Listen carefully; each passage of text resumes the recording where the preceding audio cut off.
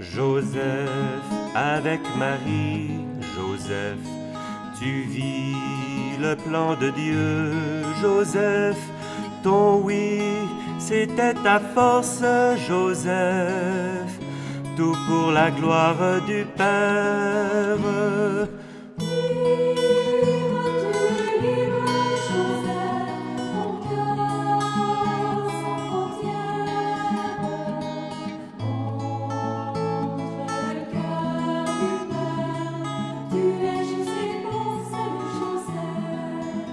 Alors, la semaine dernière, on a parlé justement de Joseph en lien avec le frère André.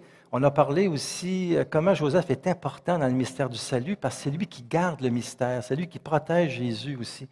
On a parlé un peu comment Marie et Joseph se sont rencontrés pour en arriver, en fin de compte, à se marier.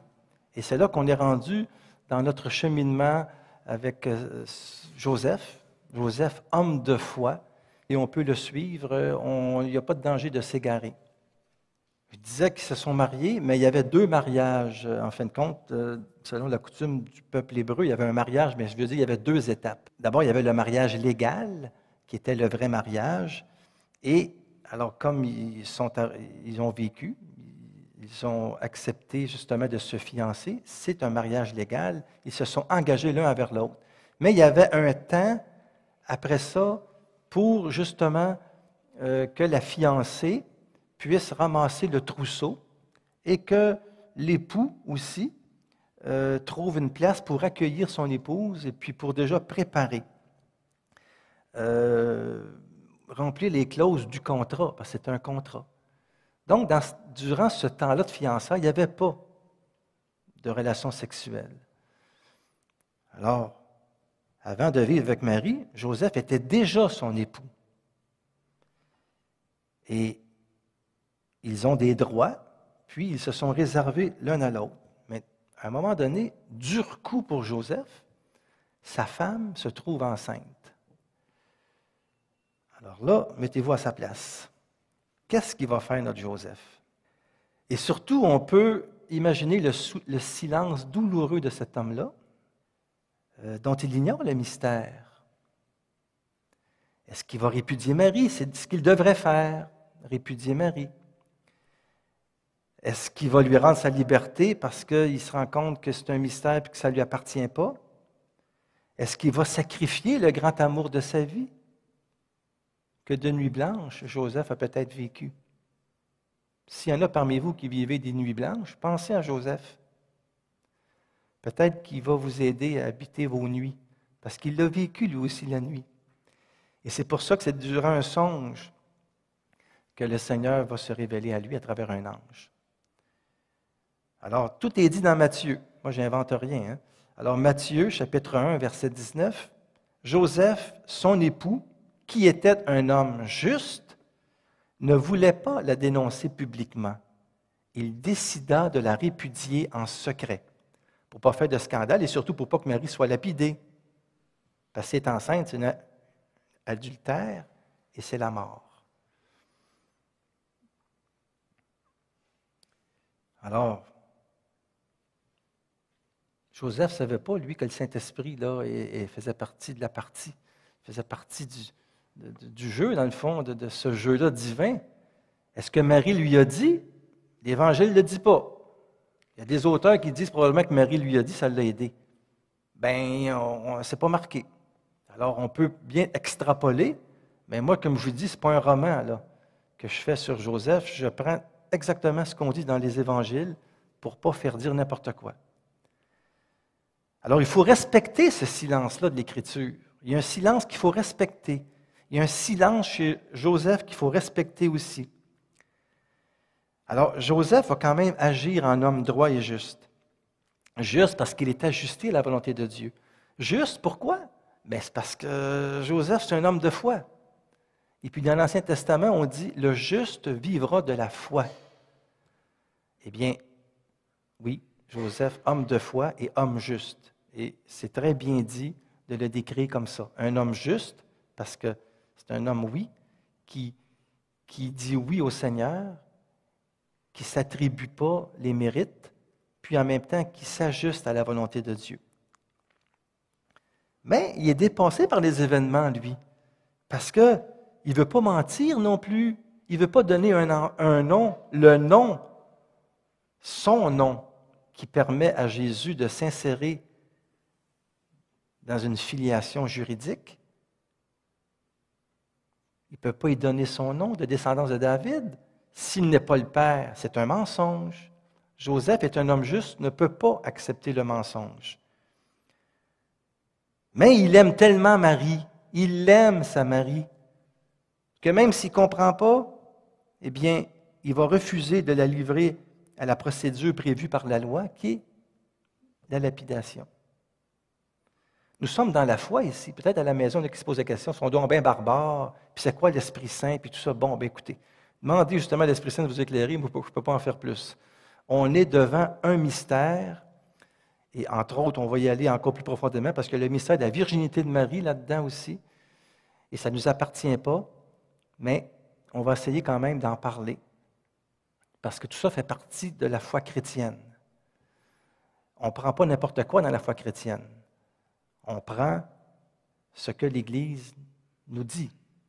Et le symbole des apôtres, le « Je crois en Dieu », eh bien c'est ça. Il est né de Marie. C'est un Dieu fait homme. Alors, il va accepter de répudier sa femme, un peu comme Abraham va immoler son Isaac. Ça va être très crucifiant pour Joseph. Il faut se mettre dans le temps, parce qu'aujourd'hui, on dirait, oui, mais si on aime, c'est pas grave, l'autre a fait une erreur, puis on peut bien le prendre, puis on élève l'enfant. Peut-être, aujourd'hui, on a cette mentalité-là, peut-être, et ça demande beaucoup d'audace pour faire ça, et de courage et d'amour aussi. Mais ici, il ne faut pas mettre nos lunettes du 20e siècle quand on est au début de l'ère du 1er siècle, où on n'avait pas les mêmes lois, les mêmes coutumes. Alors, il faut essayer de comprendre l'époque avant de juger. Alors, moi, je pense que ça a déchiré le cœur de Joseph, et le silence de Joseph devant Marie, enceinte et lourd de tous les amours bafoués, les amours incompris, les amours blessés. Bien, Joseph l'a vécu, lui. Alors, toutes les personnes qui sont blessées par des amours, par des relations qui n'ont pas fonctionné, eh bien, Joseph, il le sait, lui, parce que ça a bien mal parti, son affaire. Mais comme disait le curé d'Ars, les saints, ils n'ont pas tous bien commencé, mais ils ont tous bien fini. Alors, on sait bien comment Joseph va finir entre les bras de Jésus-Marie. Bien que ce n'est pas dit, mais il ne verra pas son fils sur la croix, lui. Ça va lui être épargné. On ne sait pas quand il meurt, Joseph, mais il meurt avant la vie publique de Jésus. Mais il est entouré de la mère et du fils. Et c'est pour ça que c'est le patron de la bonne mort. Jésus, Marie, Joseph, je vous donne mon cœur, mon esprit, ma vie. Jésus, Marie, Joseph, assistez-moi dans ma dernière agonie. Jésus, Marie, Joseph, faites que je meure en votre sainte compagnie. Moi, j'étais tout petit bonhomme, puis on disait ça à la maison chez nous. Puis je me disais toujours dans mon cœur, mais dans quelle compagnie qui travaille?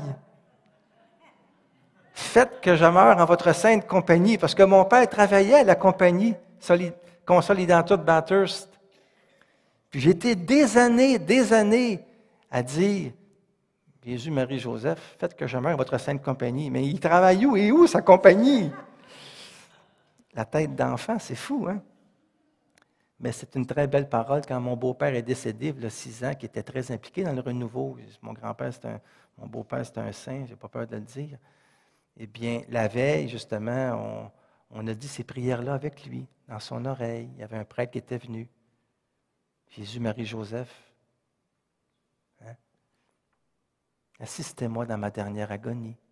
On peut déjà le dire maintenant pour qu'il nous aide dans notre mort.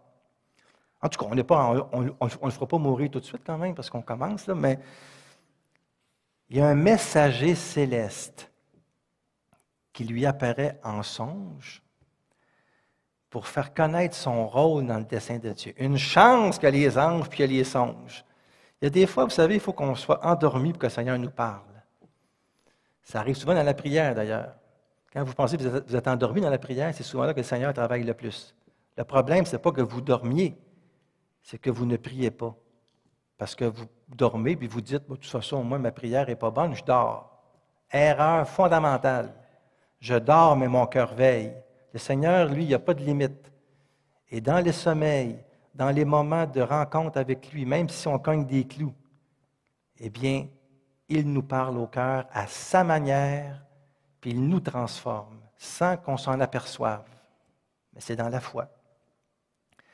Alors, l'ange va dire, écoute, là, c'est important, il faut que tu donnes un nom à Jésus. Et c'est beau parce que l'ange le salue dans sa noblesse. Il faut lire le texte, hein, c'est Matthieu, encore là, 1, versets 20 et 21. Il ne dit pas, par exemple, Joseph, charpentier de Nazareth. Joseph, fils de David, ne crains pas de prendre chez toi Marie, ton épouse. Ne crains pas. L'enfant qui est engendré en elle vient de l'Esprit Saint. Elle mettra au monde un fils auquel tu donneras le nom de Jésus, Yeshua, car c'est lui qui sauvera son peuple de ses péchés. Voilà son annonciation à Joseph. Si on était avec Marie, on ferait la sienne, mais Marie, on a tellement souvent parlé d'elle, puis on l'aime tellement, qu'elle est bien contente qu'on parle de son mari. Ça, je peux vous le dire. Parce que Joseph, on n'en parle pas assez. Ici, l'ange introduit Joseph dans le mystère de la maternité divine. Il l'appelle son épouse, ne crains pas de prendre chez toi son épouse, c'est le fils de David, et elle va devenir mère, mais tout en restant vierge. C'est l'Esprit Saint.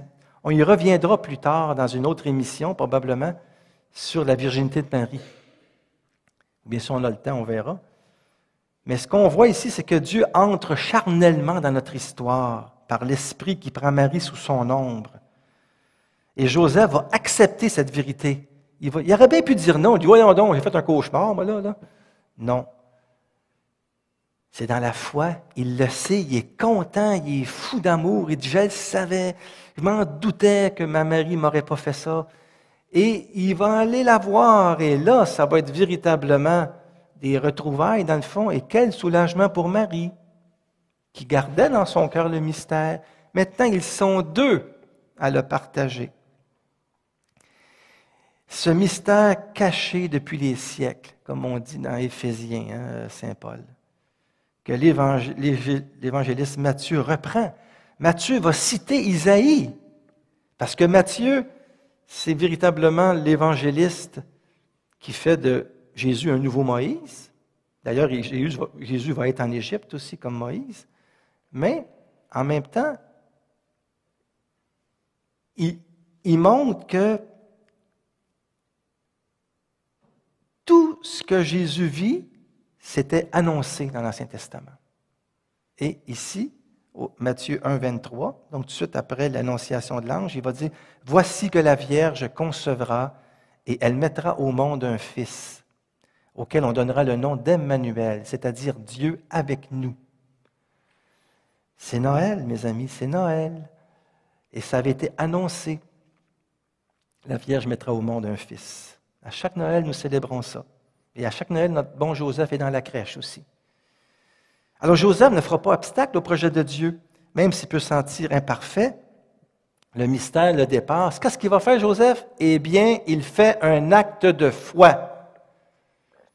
Tout est dans la foi. C'est dans la foi que nous rencontrons Dieu. C'est dans la foi que nous le touchons. C'est par la foi que Dieu se révèle à nous. Et la foi, c'est un acte libre. C'est à toi de le faire ou non. Joseph le fait, lui. Il prend chez lui Marie, la mère du Messie, pour vivre avec elle la vie commune. Et son cœur va être marqué à jamais de cette expérience-là avec Marie. Alors, cette foi commune au projet de Dieu va vraiment souder Marie et Joseph dans une même union de cœur, un mariage unique dans le fond et dans une même mission. Dieu n'est pas un rival pour eux, c'est un partenaire. Ils sont vraiment dans une nouvelle création et ils vont découvrir l'ampleur de leur rôle dans le projet de Dieu. Et ce petit garçon-là, qui va s'érafler les genoux en marchant, qui demande le sein de Marie, qu'il faut quand même lui montrer comment clouer un clou sans qu'il se tape ses doigts, eh bien, c'est Dieu. On y croit ou on n'y croit pas, hein? C'est le mystère de l'incarnation. Dieu fait homme, qui a chaussé nos souliers, qui a grandi comme nous et qui est mort sur la croix par amour, tellement Dieu que c'est le seul qui est ressuscité. Et la résurrection, tout est là. Saint Paul le dit, si le Christ n'est pas ressuscité, vaine est ma foi. C'est beau, c'est un beau conte ou c'est une belle histoire, mais ça reste là. Non, ça ne reste pas là. Tout commence au matin de Pâques. Mais ce fils-là, c'est Joseph et Marie qui l'ont porté. C'est Joseph et Marie qui l'ont fait grandir. C'est Joseph et Marie qui l'ont aidé dans sa conscience aussi, qui l'ont aidé à prier, qui lui ont appris les psaumes. On y reviendra dans la vie cachée. Alors, Marie-Joseph découvre vraiment, justement, l'ampleur. Et c'est une belle béatitude qu'on va dire à Marie. Hein? C'est une des premières, d'ailleurs, dans le Nouveau Testament, Luc 1, 45. « Bienheureuse celle qui a cru. » Eh bien, on pourra dire aussi « Bienheureux celui qui a cru. » Oui, bienheureux es-tu, Joseph, d'avoir cru?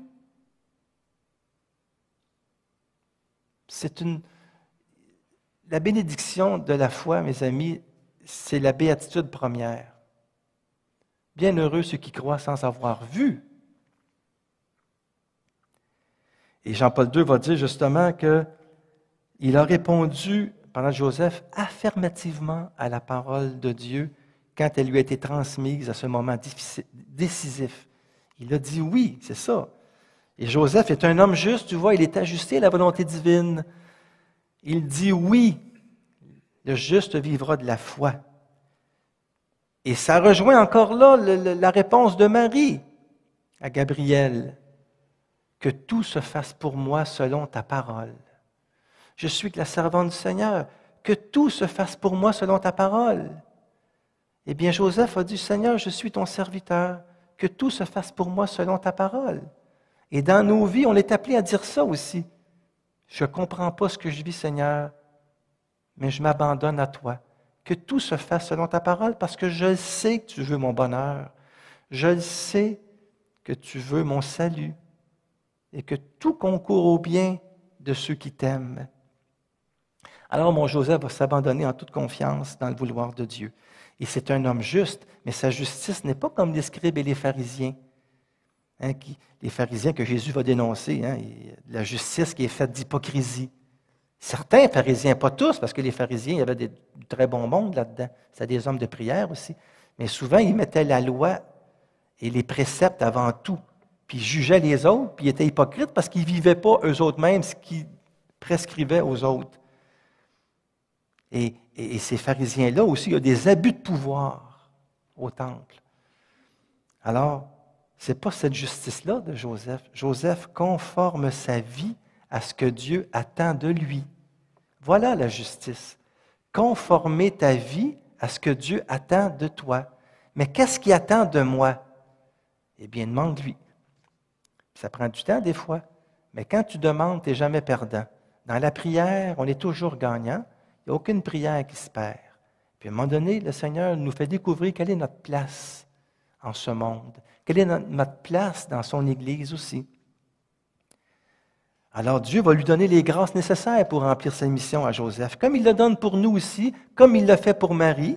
Il faut y croire, hein? Ces deux enfants-là d'Abraham, là, Marie et Joseph, bien, nous aussi, nous sommes des enfants d'Abraham. Nous aussi, nous sommes un peu appelés comme Marie et Joseph, à suivre Jésus, à l'aimer, à le faire connaître, à le contempler, à écouter sa parole. C'est ça qu'on a à faire, nous autres aussi. C'est un beau pèlerinage de foi, ça, cette aventure de la foi. C'est un pèlerinage. Et Marie va le poursuivre jusqu'au bout, jusqu'à la croix. Et elle va accompagner l'Église naissante à la Pentecôte. Il ne me reste pas beaucoup de temps, mais je vais commencer quand même une autre caractéristique de Joseph que j'aime bien, c'est un autre chapitre de mon livre, c'est l'humble serviteur du Seigneur. Alors ça, c'est intéressant aussi parce que notre Joseph, avec Marie, si Marie est la servante, Joseph c'est le serviteur, mais pas un serviteur un serviteur intelligent, là, vous savez, qui lit la parole, qui essaie de la comprendre, puis qui veut vivre ce que le Christ vit. Et c'est pour ça que c'est la grande aventure de l'incarnation. Et c'est là que je pense, je vais avoir le temps, on va essayer de faire ça en quelques minutes, de vous parler de la virginité de Marie. Parce que pour les Juifs, la fécondité, c'est primordial. La virginité, ça n'existait pas.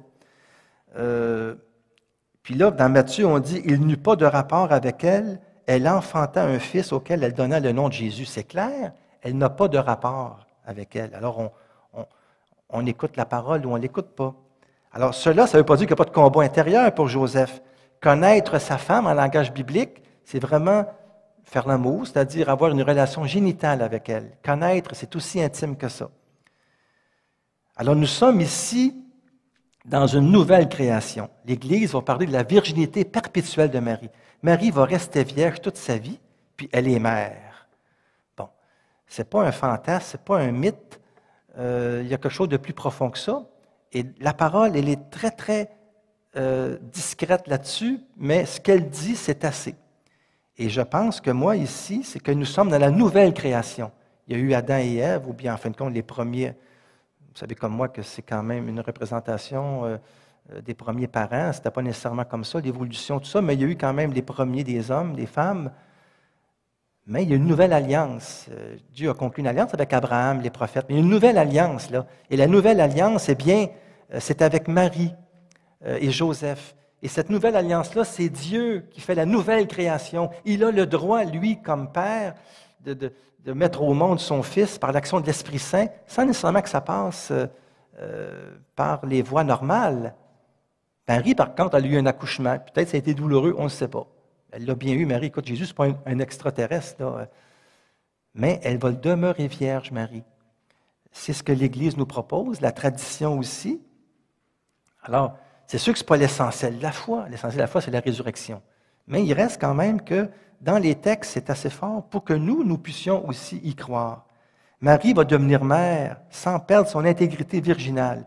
Puis Jean-Paul II va dire justement que dans le sein de Marie, c'est le premier tabernacle de Dieu.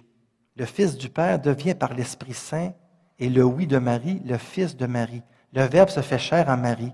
Il est la demeure de Dieu parmi les hommes. Alors Dieu, il a le droit, lui, justement, de féconder Marie par l'Esprit Saint, qui est son souffle. Le souffle qui, justement, va pénétrer Marie, d'une certaine manière, pour que Marie enfante, que Jésus se développe dans son sein, qu'il vive 9 mois dans ce premier tabernacle et qu'elle mette au monde, on verra dans quelles circonstances, la prochaine émission, à Bethléem. Mais il y a un mystère qui est là, qu'il faut respecter et que moi, j'aime bien de voir que Dieu, ici, crée quelque chose de nouveau et la naissance de Jésus appartient dans l'ordre de la nouvelle création. Donc, c'est quelque chose de nouveau qui ne se répète pas. Joseph va respecter le don total et libre de son épouse. Ça demande pour lui une grande foi. Il y a une chasteté à vivre là, qui est unique aussi, mais il y a tellement une unité des âmes dans ce couple-là que ça transcende les corps. Ça ne veut pas dire qu'ils n'ont pas des gestes d'affection et tout ça, mais ça inaugure un nouveau testament. Ça inaugure une nouvelle alliance. Et leur amour mutuel va traduire à la perfection cette alliance de Dieu. Et c'est ça, je pense, qu'il faut voir de beau avec Marie et Joseph, c'est que c'est la grande aventure de l'incarnation. Et que nous avons à dire oui à ce grand mystère. Dieu, le Verbe, s'est fait chair et il a habité parmi nous. La semaine prochaine, nous verrons Jésus à Bethléem. Comment ça s'est passé un petit peu, la naissance, puis la visitation. Peut-être pas la visitation, mais Joseph, dans ce mystère de Bethléem.